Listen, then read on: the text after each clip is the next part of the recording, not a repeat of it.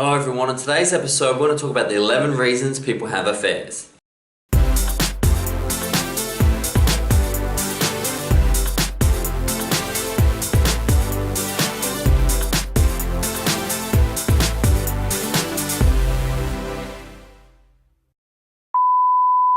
Hello everyone, as mentioned in the intro, we're going to talk about affairs today, outside relationships, why people cheat, 11 particular reasons. So as always, I'm going to begin with a quote, and that quote is, "All discarded lovers should be given a second chance, but with someone else." Mae West. Mae West is hilarious. Like, she was an incredible actress, but incredibly wise individual. And I love her ability to quote funny, sharp things that are so true. All discarded lovers deserve a second chance, but with someone else. And that's really at the heart of why so many people cheat and so many relationships fail, is because ultimately we continually live in dead zombie relationships. And isn't it just normal that people start to stray and cheat when they feel their relationship is already dead? We are so emotionally unavailable and we avoid conflict so much that we simply don't have clear and conversations with individuals that at one stage we really loved, and we won't set them free. We'd rather live in zombie-like relationships until something goes bad, goes wrong, or there's an affair. So why do people have affairs, and how can we understand this better? Well, number one, grass is greener, comparison disease. We talked this week already about comparison disease, but I tell you what, on social media it looks like everyone's relationship is fantastic. However, I know there's individuals behind those photos in Bali and they struggle just like everyone else. And some of them, it was their last shot at repairing the relationship and no one else would know that. Going to Hawaii or renewing that was their last shot because they've been through so much pain and stress. Comparing your relationship to others is something that will create failure, because there's always glossy magazine images of fantastic relationships and they're just as happy 3 weeks later to show that relationship dissolving, but it's all what you focus on. Knowing also that the partner the relationship you have is the best relationship you have. That's such a key insight, is that the person you love is the best person in the world for you right now. And it's quite often said that if you love someone like they were perfect, inevitably they become perfect. It's so easy in relationships to say, well, why aren't you looking like this person? Or why don't you treat me like he treats her? And ultimately that comparison doesn't allow you to build your own unique relationship. 2, self-perpetuating prophecy. What happens in relationships is that inability to communicate creates tension, friction, creates worry, stress, anxiety. Sometimes we get to the point where we think the other person's going to leave us, so we need to start looking for a new mate, or we might even have plans on how we could move out of this relationship without actually dealing with the problem. And that self-perpetuating prophecy, which is it's going to end, causes it to end, causes people to cheat and start looking for new partners. 3, understanding monogamy is a human construct. Monogamy is created through boundaries, law and religion. Marriage doesn't exist in nature. You don't see, birds going through wedding ceremonies. Strict monogamy is not in our human nature. We did not evolve to become monogamous. We are promiscuous in our nature. However, we've started to understand that it can be very fulfilling to be with one person.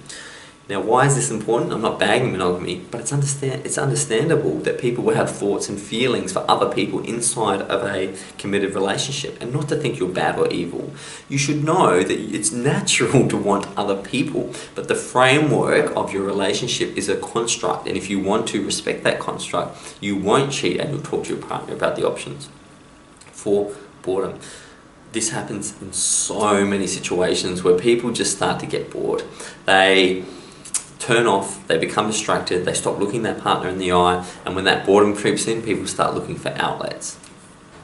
Number 5, attention or revenge. In particular, during a relationship, a man's job is to give his utmost presence and attention to his woman. It's a great tool for men to learn presence, because when you're attentive, you can't run from conflict and you can be there for your woman. Your presence can be there. If you don't give that, what I've seen is that individuals will go looking for it elsewhere. Not necessarily because they want to start a new relationship with someone else, but they just crave that attention. And quite often, people can see it as quite normal to, and men need to understand this because we generally don't get it. When a woman feels like the attention has been removed from her, she gets so hurt. Sometimes they can believe that cheating is an appropriate response. Whilst most men would say it would never be okay to cheat just because of a lack of attention, women work differently. And it's important to know that in some situations, that lack of attention can end with someone having an affair. 6, how men view affairs versus women.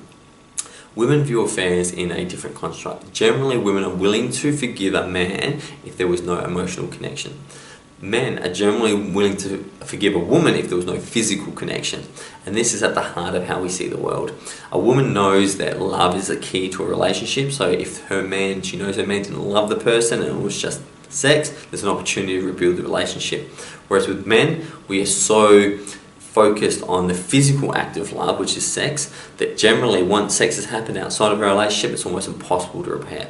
Knowing this is really important. So many people spend months and years trying to repair a relationship that its fabric has been destroyed, only to lose those years. But once we know this, we can really acknowledge the fact that someone's been hurt really, really deeply and start to repair it. Punishment. We punish ourselves and punish others, and the way we do that is we get ourselves in situations that end up being tough, difficult, and sometimes we make the wrong decisions. Punishing individuals by cheating is the lowest form of revenge. Because ultimately what you're doing is you will feel that pain. Whilst it feels good in the moment, it's like if you get into an argument, you might want to punch someone, but you know that punch is going to lead to all sorts of problems. Their hurt feelings, your hurt feelings, possible, legal action. So you don't punch because you become consciously aware that that's not the right thing to do. Number 8, the thrill. Let's face it, the electrical, incredible romance that you feel with someone at the initial level, if it's not protected, if it's not made sacred and looked after, quite often it can leave. Now that thrill can be looked for in other people, not knowing there are ways to build that thrill. That thrill is mechanisms. You don't just wake up in the morning feeling thrilled. Things happen, concepts come into your mind. You can still create that in a relationship rather than looking for it elsewhere. 9, jumping ship. This is one of the most challenging and damaging situations where and this is habit forming. I've seen people do this their entire lives, that when they feel things aren't right, they have a conflict avoidance strategy. So rather than deal with their partner, they'll start looking for the next best thing. Now you'll notice these people might have 10, 20, 30, 40, 50 relationships in their life. Not that there's anything wrong with that, but you understand by jumping ship continually, you'll never be able to have a deep, fulfilling relationship because you'll never deal with those problems. Having backup guys, having someone on Facebook that you're chatting to, keeping them in the background, those sort of mechanisms create problems. One, if the partner was to find out, they'd be very, very hurt. But secondly, how can you fully commit to someone when you're already lining up your options? 10, opportunity. One of the things that's important to know is that the number one reason people cheat is opportunity. They had an opportunity to do it and they took it.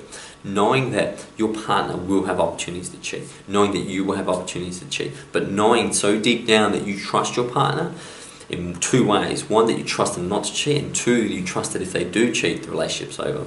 Quite often we sit in situations where we think, oh well, I'll wait for that to happen, or we'll talk it through, or they told me they'll never do it again. Behaviour is the best indicator of relationships. Of course, most people caught in a situation where they're cheating will tell you they'll never do it again. But observing their behaviour is far more important than observing their language. Number 11, wanting to take action on an affair should start a conversation. It's a great opportunity to talk to your partner. You know what, before you have that affair, and you know what, you can still be with that person. That person's not disappearing into ether. But the minute you feel like you'd like to start a relationship with someone else, the conversation needs to start with your current partner. Say to them, listen, I've been having thoughts and feelings, and I think that they're coming from the fact that these are the gaps in our relationship. Allow your partner to address them, because if they don't, then you can break up and move on and be with that person without bringing the baggage of an affair. When you start a relationship from an affair-based situation, generally there's a lack of trust, and those relationships are generally not as successful as when 2 people meet each other in a single situation. And to finish this with a quote, to say that one waits a lifetime for his soulmate to come around is a paradox. People eventually get sick of waiting, take a chance on someone, and by the art of commitment become soulmates, which takes a lifetime to perfect. The most important person in your life right now is the person in your life right now. And if you're single, congratulations, you have an opportunity to work on yourself and to pull the right person into your life right now. I can't wait to see you tomorrow. Until then, goodbye.